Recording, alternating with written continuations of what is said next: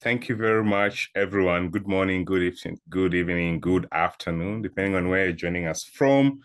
My name is Ogweno Stephen, and today we'll be talking about mind matters. We'll be looking at we're diving into something that a lot of us don't really talk about yet. It affects all of us in our classrooms, dining halls, and even among friends. And this is the conversation of mental health, identity, and what the future looks like, especially for students and young adults. I will spend the next 30 to 45 minutes. No shoes required, but I require you to keep your questions in mind and keep an open mind and maybe a snack nearby. Without further ado, I'd like to now share my presentation and we'll jump right into it. So let me know as soon as my presentation is up. Yes, can see it. All right, great. Thank you very much. So as part of starting off, I wanted to start us off with an icebreaker. And this icebreaker here on us, for all of us who've already joined, let me see how many of us, looks like over 20 who've already joined. On a scale of 1 to 5, you don't have to type it on the chat box, and maybe just type it on the chat box if possible, but on a scale of 1 to 5, answer with 1 means that I'm thriving and 5 means that I Googled how to disappear. I need you to answer how you are feeling today.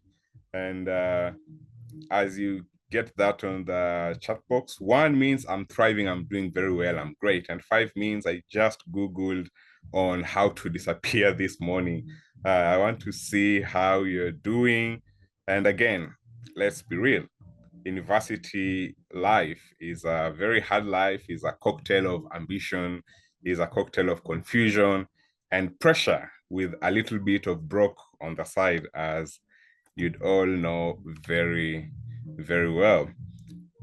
The quote that will sort of anchor us as we start this conversation comes from C.S. Lewis. C.S. Lewis said that mental pain is less dramatic than physical pain, but it is more common and also harder to bear.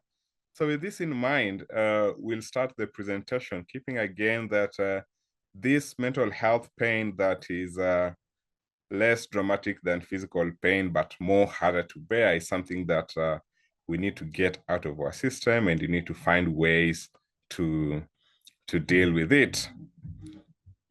So I can't see the chat box, but I'm hoping you have answered this question from wherever you're joining us. How are you feeling this semester?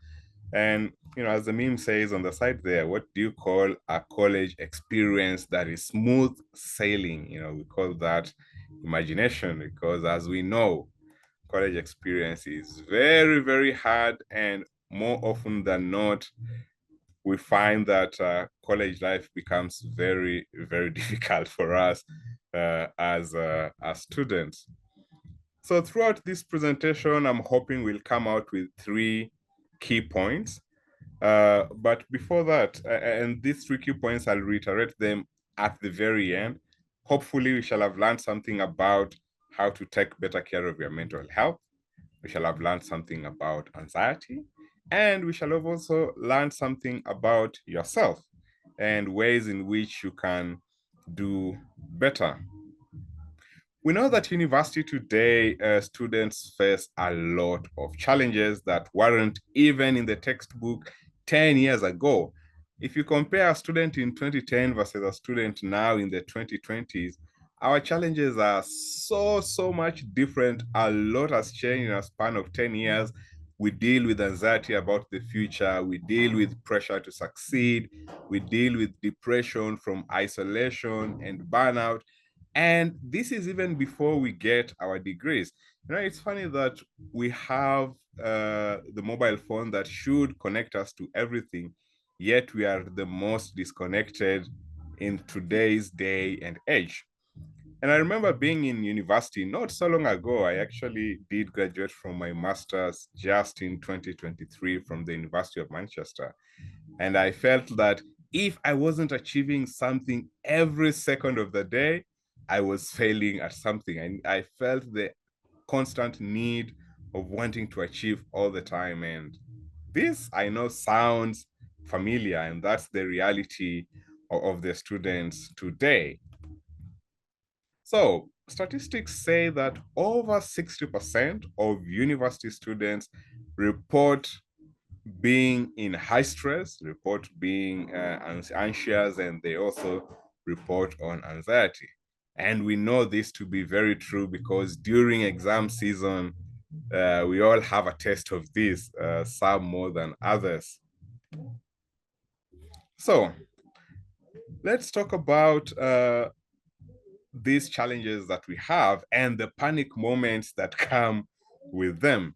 I'm sure when you've been in the university, you've had moments where you are thinking you're very broke.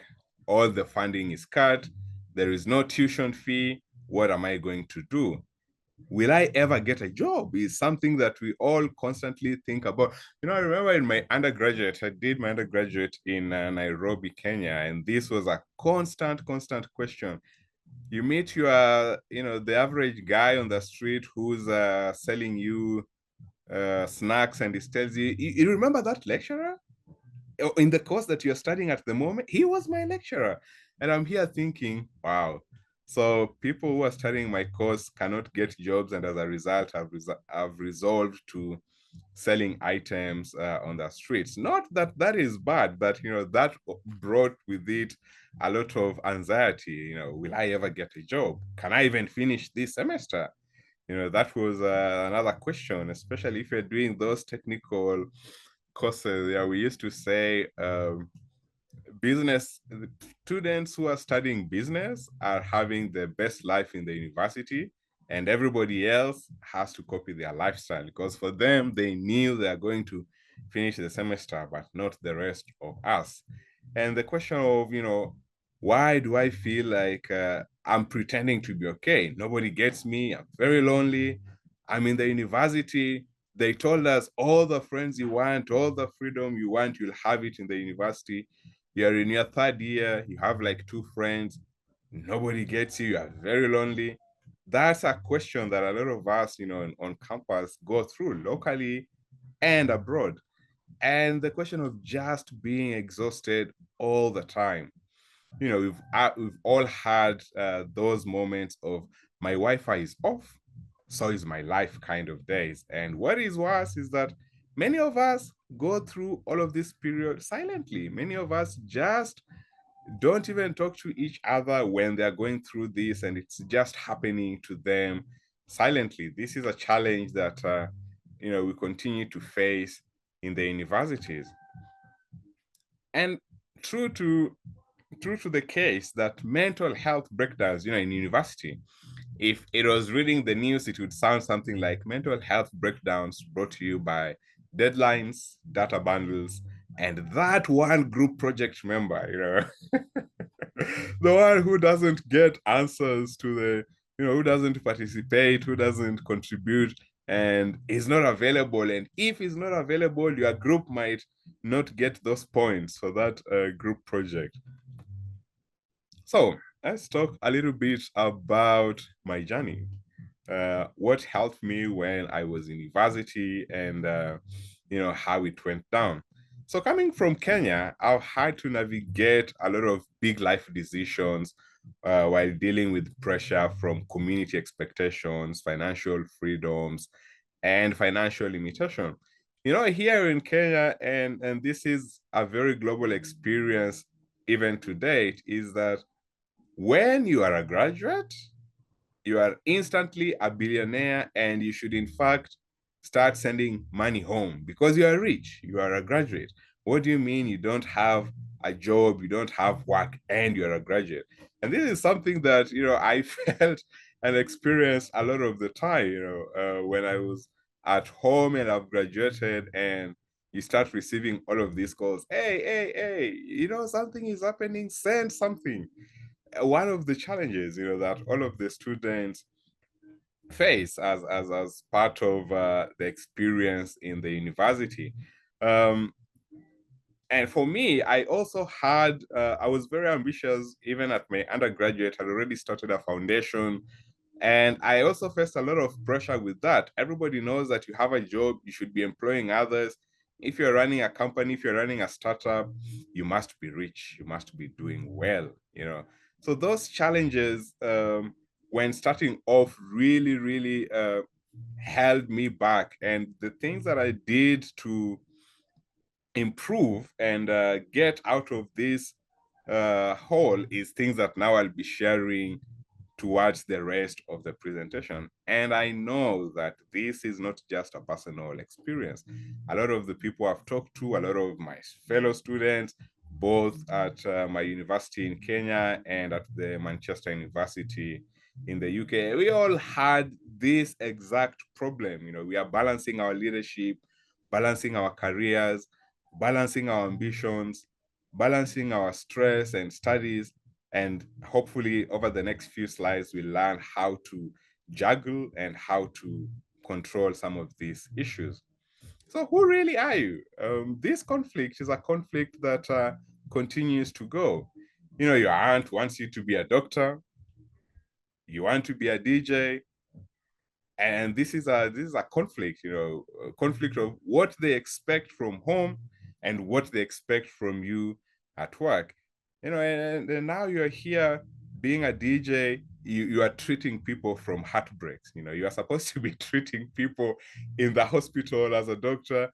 Your passion is to be a DJ and treat people out of their heartbreaks, and your parent is asking you, do you want to be a DJ so that you go and cry to people on Instagram Live? You know, I talk to them about mental health, and such are the conflicts that a lot of us as university, you know, students locally and abroad face, where you are passionate in something else, your parents are passionate for you to do something else, your community is expecting you to do something else, and so you're existing between a conflict of cultural norms and self-aspiration.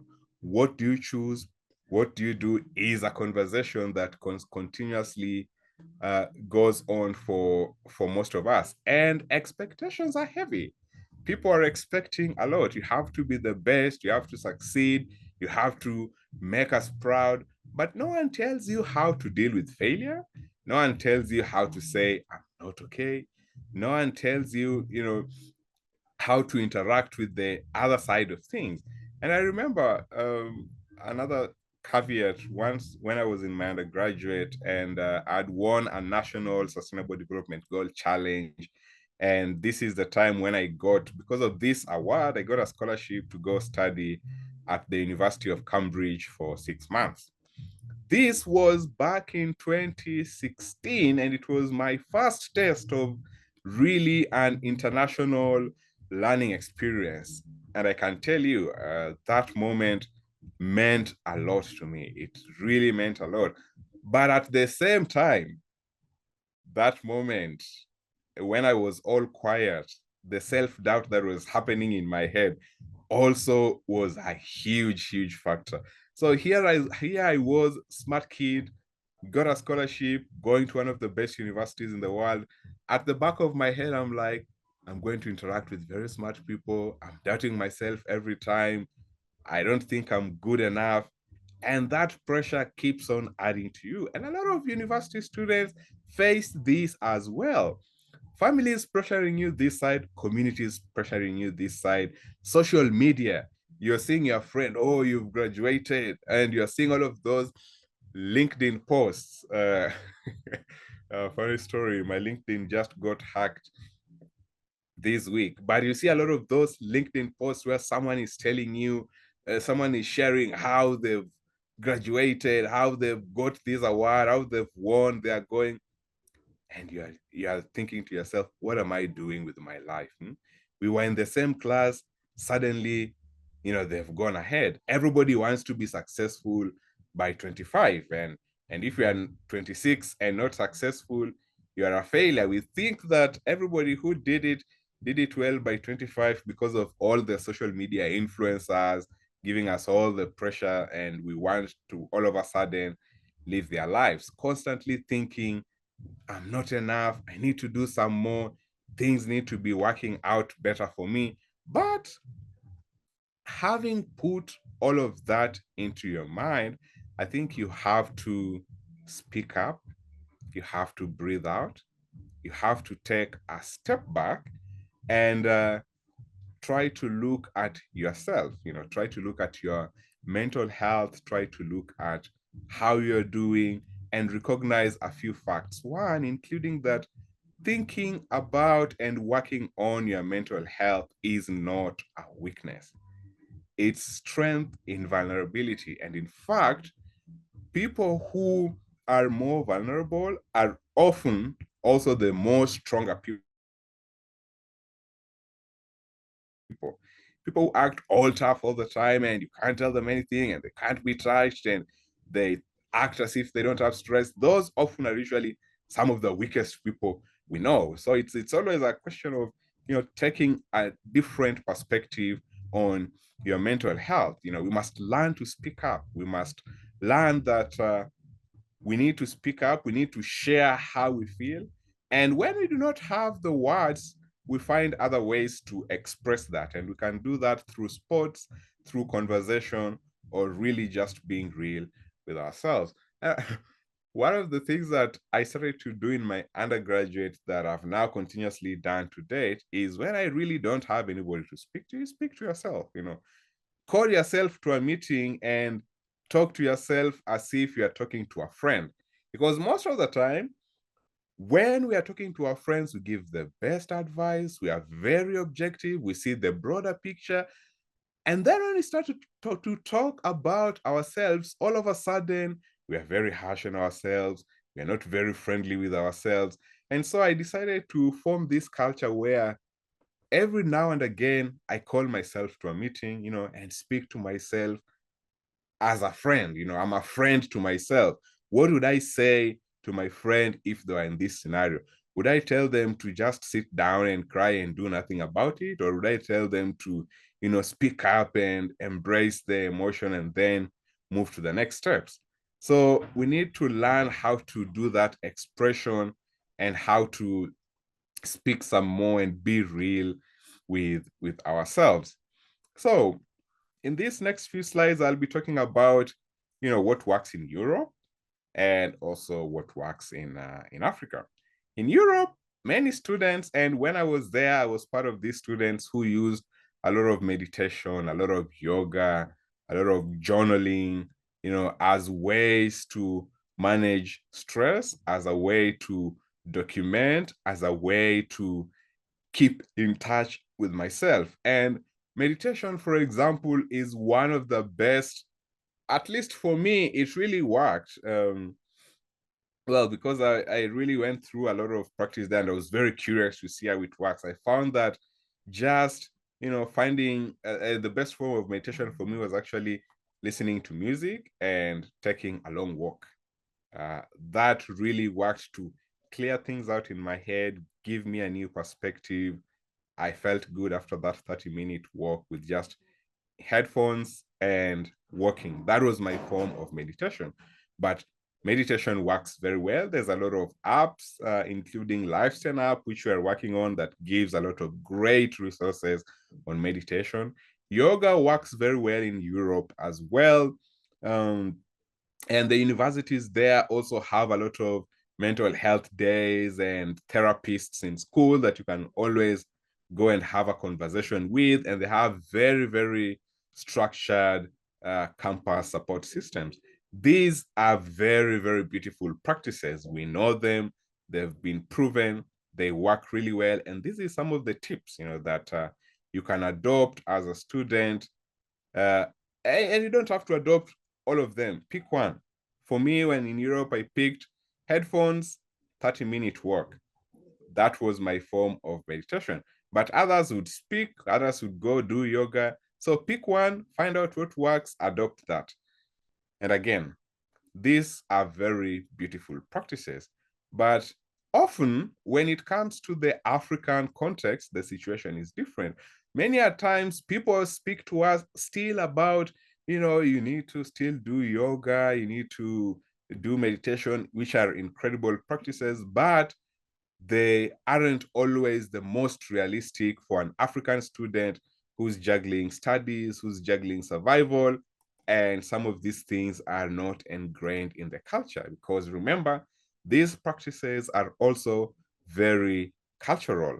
So, a funny story before I come to this slide. In my undergraduate, which I studied here in Nairobi, I remember one time we had a session in our class, our medical students, and we had visiting students, and they came to show us a lot of some meditation tips and tricks. And for the love of God, we couldn't just get what these people are doing. They're like, what do you mean you sit down for 30 minutes and think about nothing? And when we're sitting down and it's 1 minute down the line and we already have like 10 thoughts, we're thinking about food, thinking about class, that exam we did not do, it was crazy. And I finally got to the point when I went to Europe is that a lot of these practices are also rooted in culture. In the African context, this is actually what works. And in Africa, wellness needs to feel very homely. We all grow in largely Ubuntu community where it's really a group think and we are engaging from person to person. And so in Africa, we play in groups. We do a lot of group sports. We do, running. We do storytelling circles where after the class, you just meet up 5 people.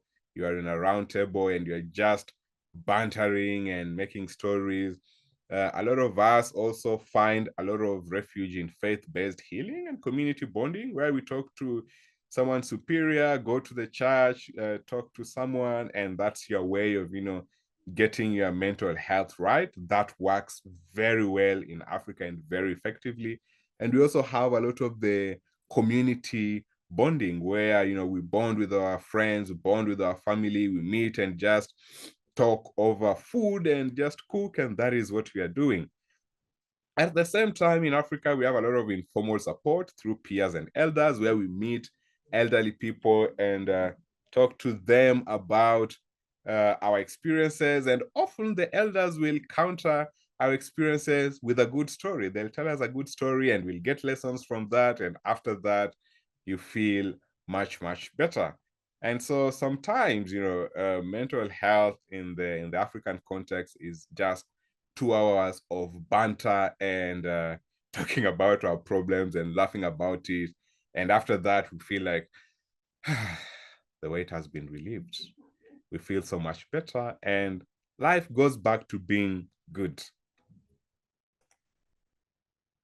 One thing that we know is that if we ignore mental health now, we are setting ourselves for emotional debt later. We are setting ourselves for poor job performance after we graduate, poor relationships, poor decision making.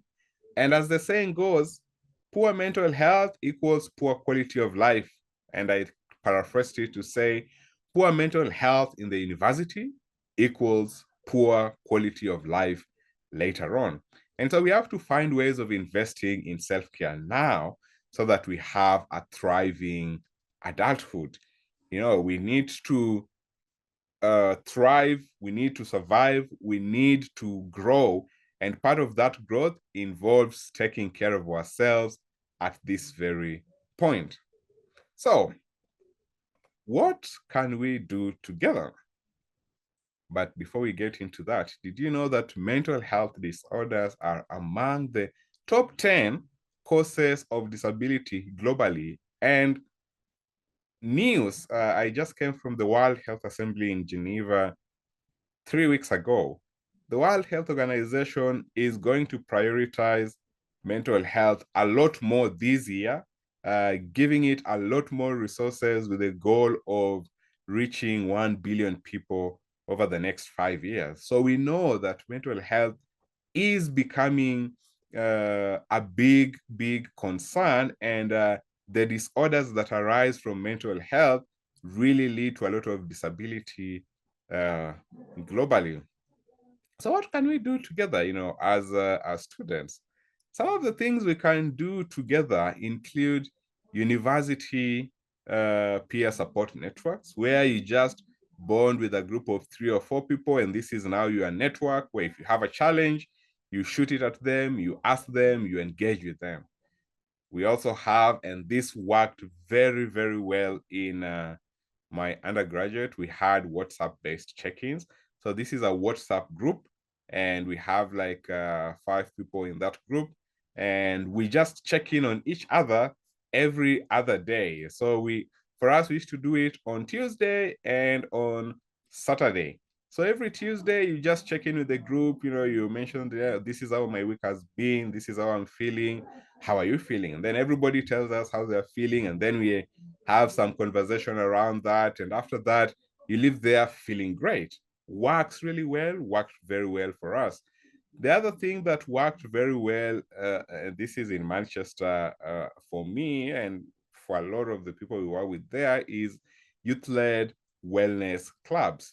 This is where we had a lot of these student clubs where their focus was on wellness, and we do a lot of wellness-related activities, be it hikes, be it going to nature, be it the meditation, be it yoga practices, be it group journaling and things like that. And it was really focused on improving the wellness of the individual. This is one other thing that together as students, we actually can do that works really well. And I guess this is also the time I plug in the other company that I lead, which is Lifestyle Health, which is mobile apps for mental health. So there's a lot of mobile apps out there that provides a lot of relevant contextual information on how to improve and manage your mental health.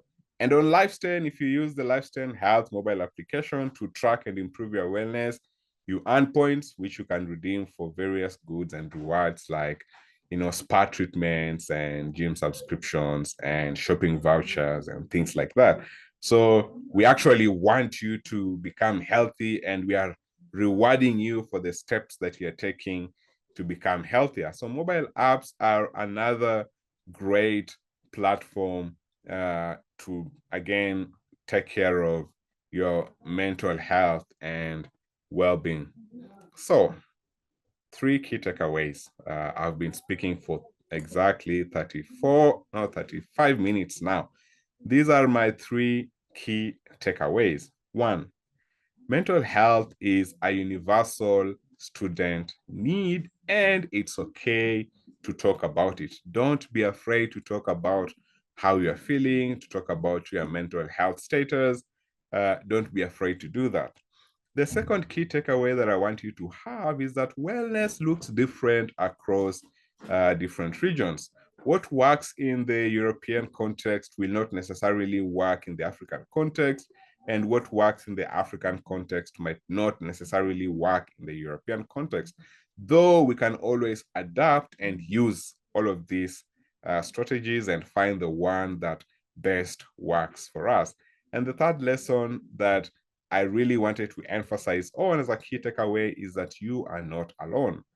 Find your tribe. A lot of people are going through different mental health challenges, and they're also looking for people to group up with, to improve themselves, to get better, and to become stronger. Because again, remember that mental health or mental illnesses and the challenges that we face are not usually all bad, because we know that life is tough. You have to be resilient, you have to be strong, and part of in strengthening your mental wellness includes finding your tribe, talking, feeling the emotions, and then knowing how to act and take action. And I think one other key takeaway that I did not put here that I think is very, very important is that you need to take action. The reason why you are stressed, the reason why you feel like you are not going as fast as you needed to have gone is because you know that there are some decisions that you need to take, and you know you should take, and you can take them, but you're not taking them. So take action. And by taking action, it actually reduces and eliminates some of the stressors that we have in life. So, what now? And this would be my second to last slide. Check in with a friend today. Share one thing that you've learned today with them.